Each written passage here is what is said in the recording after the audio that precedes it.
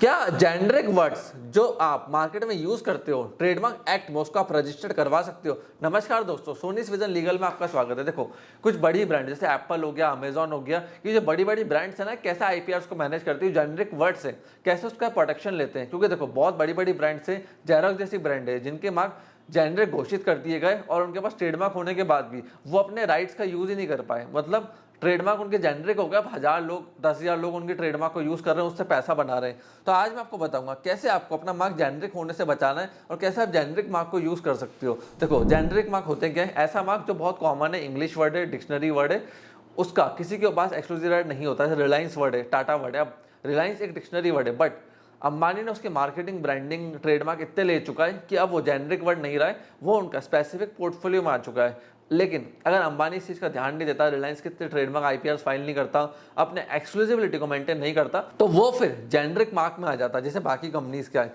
जैसे मैं आपको बताऊंगा, रुपी एक कंपनी का वर्ड था, बट अल्टीमेटली क्या हुआ, रुपी एक डिक्शनरी वर्ड है, बहुत ज्यादा कॉमन है। तो दिल्ली हाई कोर्ट ने कहा कि ये एक फाइनेंशियल ट्रांजैक्शन को रिप्रेजेंट करता है, तो यहाँ पे उन्होंने इसको जेनरिक टर्म घोषित कर दिया। जैसे बहुत सारे ऐसे ट्रेडमार्क्स थे, जैसे बैंडेड, इसको कोर्ट ने जेनरिक वर्ड घोषित कर दिया, कोई भी इसको यूज कर सकता है। थर्मस भी एक टाइम पे किसी ब्रांड का ट्रेडमार्क था, उसको भी जेनरिक घोषित कर दिया। सेलोफोन भी एक टाइम पे किसी का ट्रेडमार्क था, बट अब इसको जेनरिक घोषित कर दिया गया। जेरोक्स भी किसी कंपनी का एक ट्रेडमार्क था, फोटोकॉपी भी एक ट्रेडमार्क था, बट एक टाइम बाद जब लोगों ने इसका यूज करना चालू करा, दूसरी ब्रांड से इसका यूज करना चालू करा, जो मेन ब्रांड थे उन्होंने ध्यान नहीं दिया, इसके अपोजिशन रेक्टिफिकेशन फाइल नहीं करे, ट्रेडमार्क को अपोज नहीं करा, फिर इसको जेनरिक घोषित कर दिया गया। थर्मस हो गया, ऐसे बहुत सारे ब्रांड्स आपको मार्केट के अंदर मिलेंगे जो एक कंपनी ने सेकेंडरी मीनिंग जनरेट करा था, बहुत पैसा लगाया था, बट कुछ टाइम बाद उन्होंने ध्यान नहीं दिया, उस मार्क को छोड़ दिया। लेटर ऑन बड़े एंटरप्रेन्योर्स आए, दूसरे प्लेयर्स आए, उन्होंने उस मार्क को रजिस्टर्ड करा लिया, यूज करना चालू कर दिया और उसका सेकेंडरी मीनिंग खत्म कर दिया, जिससे उस मार्क को डाइल्यूटेड घोषित कर दिया गया, मतलब जेनरिक के अंदर डाल दिया गया ऐसे मार्क्स को। तो वहां दिक्कत आती है। अब जैसे नौकरी.com की बात करूं तो वहां पे इन्फो एज बहुत पैसा खर्च करता है, क्योंकि नौकरी जो वर्ड है ना, वो जेनरिक वर्ड है कि ये जेनरिक डायल्यूशन में ना जाए, कोई मेरे कैटेगरी में ना आ पाए, तो कंटिन्यूसली वो ट्रेडमार्क फाइलिंग करते हैं, वर्ड फाइलिंग करते हैं, डिवाइस फाइलिंग करते हैं, अपोजिशन रेस करते हैं, जिससे वो जेनरिक घोषित ना हो जाए। स्टार बक्स भी दो वर्ड्स को मिला के बना है, स्टार और बक्स। तो स्टार बक्स भी इस चीज का ध्यान रखता है कि हमारे कॉफी की लाइन में कोई स्टार वर्ड लेके ना आए, बक्स वर्ड लेके ना आए।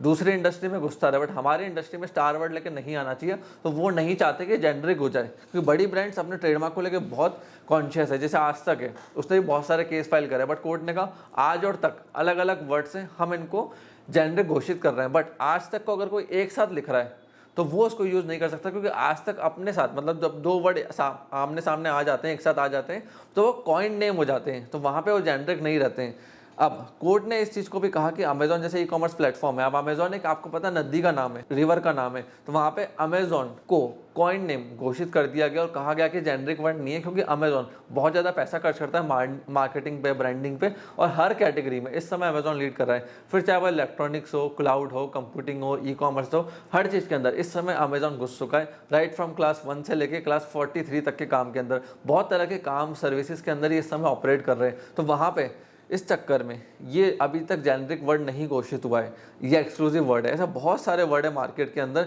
जो जेनरिक घोषित हो गए, क्योंकि ब्रांड्स ने उनके ऊपर ध्यान नहीं दिया और लेटर ऑन उनको घोषित कर दिया गया। जैसे एमबीए चाय वाला है, अब मैं उसका चेक कर रहा था, उसने डिवाइस मार्क फाइलिंग करी, वर्ड मार्क फाइलिंग नहीं करी है, क्योंकि एमबीए और चाय वाला बहुत कॉमन नेम है, बहुत जेनरिक वर्ड है, बट एक साथ लिखा जाएगा ना तो ये वर्ड मार्क आराम से बनाया जा सकता है, कॉइन नेम बनाया जा सकता है। बट उन्होंने सारी अपनी जो फाइलिंग है डिवाइस में करी, तो कभी भी फ्यूचर के अंदर है ना, ये एक्सक्लूसिव राइट नहीं ले पाएंगे मार्केट के अंदर एमबीए चाय वाला।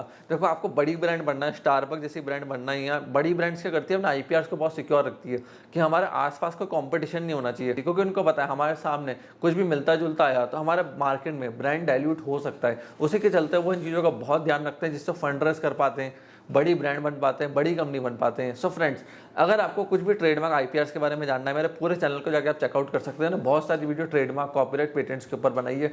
फिर भी आपके मन में डाउट है जेनरिक वर्ड्स को लेकर, ट्रेडमार्क को लेकर, कमेंट सेक्शन में कमेंट करो, मैं हो सकता है उस डाउट्स को किसी वीडियो के थ्रू सॉल्व कर दूं या वहीं पे आपको उसका आंसर कर दूं। कमेंट सेक्शन आपके लिए ऊपर ना, कमेंट सेक्शन में कमेंट करके आप मेरे से क्वेश्चन पूछ सकते हैं। आपने वीडियो को यहाँ तक देखा, हम लोगों ने सपोर्ट दिया, उसके लिए धन्यवाद।